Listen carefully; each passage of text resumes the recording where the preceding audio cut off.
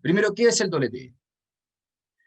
La valorización energética de residuos, o WTE de Waste Energy, es un método de tratamiento de residuos, ¿ya?, que en la jerarquía de residuos se ubica por debajo del reciclaje, por debajo, y por sobre la disposición final o eliminación, ¿ya?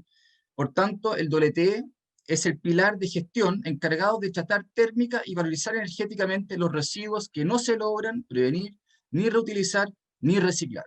Es decir, que pasan a formar parte de la denominada fracción resto, ¿ya? Esto como primeras definiciones. Ahora, hay una serie de razones que justifican, de hecho, la posición del WTE por sobre la disposición final en rellenos sanitarios, ¿ya?, que van desde la reducción de gases de efecto invernadero, CO2 equivalente, hasta el reciclaje de metales. Posteriormente podemos ahí quizá entrar en detalle en algunas más de esas, cuando haya más tiempo. Y es precisamente la comparación del WTE con el relleno sanitario la que corresponde hacer, y no con termoeléctricas a carbón, petróleo o biomasa, por ejemplo, ya como se hizo en la presentación anterior. El WTE es en primer lugar un método de tratamiento de residuos, ¿ya? Y el hecho de generar energía es una externalidad positiva, pero no es su principal propósito, ¿ya? Y la razón es la siguiente. Si uno se imagina que si uno decide, ¿no es cierto?, no instalar una planta WTE por tener un menor rendimiento energético y mayores emisiones por megawatt generado que una termoeléctrica, que es lo que se presentó en la presentación anterior, el impacto ambiental alternativo a la planta WTE no es el de la termoeléctrica, ¿no es cierto?, sino que es el del relleno sanitario que recibirá los residuos en vez de la planta WTE, ¿no es cierto? Porque los residuos claramente no desaparecen simplemente al no instalar una planta WTE, ¿no es cierto? Por lo tanto, hay que tener cuidado qué comparación corresponde hacer. Es por eso que la Unión Europea, en su hoja de ruta de economía circular del año 2015, establece textualmente que cuando no se pueden evitar o reciclar los residuos, en la mayoría de los casos, y tanto desde el punto de vista medioambiental como económico, es preferible recuperar su contenido energético en vez de depositarlos en vertederos. Así está textualmente. Bueno, acá resulta lamentable que la propuesta de hoja de ruta de economía circular chilena no quiso establecer tasas máximas de disposición final, como sí lo hace claramente la europea, siendo el desvío de los residuos de los rellenos sanitarios una de las principales preocupaciones de los países más avanzados en materia medioambiental y de gestión de residuos desde hace más de 15 años. En cuanto a las tecnologías de valorización energética, existen varias, ya David ya lo estuvo mostrando, pero claramente la predominante es la combustión o incineración en parrilla, siendo esta la utilizada en el 80% de las más de 1.500 plantas que existen en el mundo. El proceso de combustión en parrilla no es mayormente complejo en realidad. En términos muy resumidos, primero los residuos son quemados bajo condiciones absolutamente controladas y transformados en energía, ¿ya? Luego, los gases que se producen pasan por un sofisticado sistema de limpieza de gases que hace que los gases que salen de la chimenea muchas veces sean incluso más limpios que el aire que se respira en la ciudad, y eso está medido. Y finalmente, del proceso salen dos tipos de residuos. Por un lado, la ceniza de fondo, un residuo no peligroso, que puede ser incluso aprovechado casi en su totalidad, como lo hacen muchos países europeos. Y por el otro lado está la ceniza volante. Ese sí un residuo peligroso, que constituye aproximadamente el 2% de la masa que se combustionó y que se deposita de forma estabilizada y segura en rellenos de seguridad, y así es como lo hacen los países más avanzados, limitando la exposición final, ¿no es cierto?, a lo mínimo necesario. Ahora, ¿cuál es la necesidad de WTE? Primero, debe reconocerse que la fracción resto, ¿no es cierto?, que definimos al principio, nunca dejará de existir. Las leyes físicas y termodinámicas definen que no existe ningún proceso que sea 100% reversible o 100% circular, por lo que siempre va a haber pérdidas y residuos, ¿no es cierto? La entropía es mayor a cero, y eso, digamos, es conocido y es una ley termodinámica. Asimismo, los propios procesos de reciclaje generan residuos, ¿no es cierto? Y los materiales suelen también tener una limitada cantidad de ciclos de reciclaje, luego de lo cual también pasan a formar parte de la fracción resto. En segundo lugar, existen materiales que no deben ser reciclados, ¿ya? Son residuos higiénicos, sanitarios, y los materiales que contienen sustancias tóxicas y contaminantes que deben ser extraídas de los ciclos de reciclaje para asegurar que las materias primas secundarias que se generan a través de los procesos de reciclaje sean sanas y de alta calidad, ¿no es cierto?, y que se puedan utilizar en definitiva. Esta función de riñón en la gestión de residuos la puede ejercer solamente un tratamiento térmico, no hay otra alternativa. Y finalmente, mientras la economía sea cada vez más circular, ¿no es cierto?, que es algo que se genera paulatinamente, los residuos que aún no se logran reciclar, ya sea por razones técnicas, económicas o por comportamiento ciudadano, deben valorizarse energéticamente para aprovechar su poder calorífico y evitar su disposición final. De hecho, en Europa se estima que aun si se cumplen las metas establecidas en la hoja de ruta de economía circular, faltará una capacidad adicional de WTE de unas 40 millones de toneladas anuales, lo que equivale a aproximadamente 100 plantas WTE adicionales a las 500 que hoy ya existen en Europa. Ahora, en el caso de Chile, aún cumpliendo todas las metas de los instrumentos que el Ministerio de Medio Ambiente ha ido desarrollando, al año 2040 estaremos llegando a una tasa de reciclaje y compostaje de alrededor de un 55%. Sin embargo, entre los años 2040 2020 y 2040, el 75% de los residuos sólidos municipales generados será fracción resto. Para la región metropolitana, eso equivale a alrededor de 42 millones de toneladas.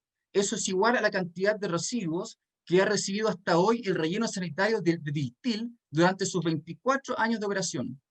Es decir, que en los próximos 20 años se generaría un nuevo pasivo ambiental en la región metropolitana equivalente a lo que hoy es el relleno de Diltil. Por lo menos se podría pensar alternativamente en destinar a WTE lo que se proyecta será inevitablemente la fracción resto, ¿no es cierto?, en función de las metas que se proponen a largo plazo. Con lo cual la cantidad que se llevaría a disposición final entre el 2020 y 2040 se reduciría en un 50%, sin interferir negativamente en el aumento de las tasas de reciclaje y llegando al 2040 habiendo prácticamente erradicado la disposición final en rellenos sanitarios, que es lo que hacen los países líderes. Ahora, en cuanto a la relación WTE y el reciclaje. Este gráfico muestra cómo lo hacen los países más avanzados. Ya lo mostró David también en su presentación. Los países que más reciclan alrededor de un 50%, aquí en verde, incluye también el compostaje. Algunos un poco más, otros un poco menos, ¿ya? Y el resto se valoriza energéticamente en plantas WTE, acá representado en amarillo. Y acá se ve que no existe por defecto un incentivo negativo del WTE sobre el reciclaje. Al contrario, los países con más WTE reciclan más y claramente visible también los países que no tienen WTE son los que menos reciclan. Y la tendencia histórica confirma lo mismo, un aumento prácticamente constante de las tasas de reciclaje, al igual que las tasas de WTE, logrando en conjunto disminuir significativamente la disposición final. Si realmente hubiese un incentivo negativo, las curvas de reciclaje y WTE tendrían que ser inversamente proporcionales, o al menos sugerir algo parecido, ¿no es cierto? Lo cual evidentemente no es el caso, incluso al contrario se ve una correlación positiva, ¿ya? Y la razón es bastante simple. Tratar una tonelada de fracción resto en una planta WTE es mucho más caro que ir a exponerla a un relleno sanitario vertedero. Magdalena ya lo mostró con mucho detalle lo caro que es esta tecnología, y eso precisamente es lo que le ayuda al reciclaje, ¿no es cierto? Porque así el WTE posibilita económicamente procesos de reciclaje que en costo no pueden competir con la disposición final en relleno sanitario, que es lo que pasa acá en Chile hoy día, ¿no es cierto? Entonces, si esos procesos de reciclaje sí son más baratos que el WTE, se genera un incentivo económico directo al aumento de las tasas de reciclaje. Bueno, en esta última parte quiero también hacerme cargo de las acusaciones de que las plantas WTE de hoy en día serían contaminantes y generarían riesgos para la salud de la población, ya que existe un consenso generalizado en el mundo de que el WTE cuenta con los límites normativos más exigentes y restrictivos de todo el sector industrial, haciendo que estas sean las instalaciones, de hecho, industriales más limpias que existen. Tema de dioxinas. En cuanto a las dioxinas, primero debe reconocerse que las emisiones totales de dioxinas han venido disminuyendo fuertemente en los países desarrollados desde que se descubrieron las dioxinas a fines de los 80, como se puede ver acá en los dos ejemplos de Estados Unidos y Alemania, ¿ya? En amarillo se puede ver que a fines de los 80 una cantidad muy elevada de las emisiones de dioxinas provenía efectivamente de las plantas WTE. Sin embargo, eso hoy cambió. Hoy en día, debido a las importantes mejoras tecnológicas de las plantas, el WTE pasó a ser un aportante irrelevante a las emisiones de dioxinas con aportes muy por debajo del 1%, ¿ya? Y ahora viene algo muy interesante. En Chile, en cambio, el inventario de dioxinas viene al alza en comparación a años anteriores, ¿ya? Al alza. Y para el 2007 se constataron emisiones de dioxinas mayores a las de Alemania, a pesar de que Alemania tiene una población 4 veces mayor y una economía 13 veces mayor que la chilena. Y el 21% de las emisiones de dioxinas en Chile proviene de la disposición final en rellenos sanitarios, ¿ya? que aumentaron sus emisiones de dioxinas en 10 veces respecto del año 2002. Eso en cuanto a favorecer la disposición final por sobre la valorización energética. Y si uno compara las emisiones de dioxinas de una planta WTE con las dioxinas contenidas en el humo de estufa a leña, según la EPA, se puede ver que en el caso de una planta WTE con una capacidad de 200.000 toneladas anuales, como por ejemplo la planta que se encuentra en tramitación en la Araucanía, la planta WTE emite menos dioxinas que una sola casa con estufa a leña. Por lo mismo, en el 2005, el entonces ministro de Medio Ambiente alemán del Partido Verde, Jürgen Trittin, indicó que las plantas de incineración de residuos ya no son significativas en términos de emisiones de dioxinas, material particulado y metales pesados. Y eso incluso a pesar de que la capacidad de incineración se ha duplicado en los últimos 20 años. Y también la Asociación Médica Federal Alemana emitió incluso en el año ya 1993 un comunicado en el que, junto con descartar que las modernas plantas de incineración generan un aporte notable a la carga ecológica y que tengan relación con enfermedades como cáncer y malformaciones, concluía que son esperables solo extremadamente bajos y por lo tanto clasificables como insignificantes riesgos para la salud de la población que vive en el entorno de estas.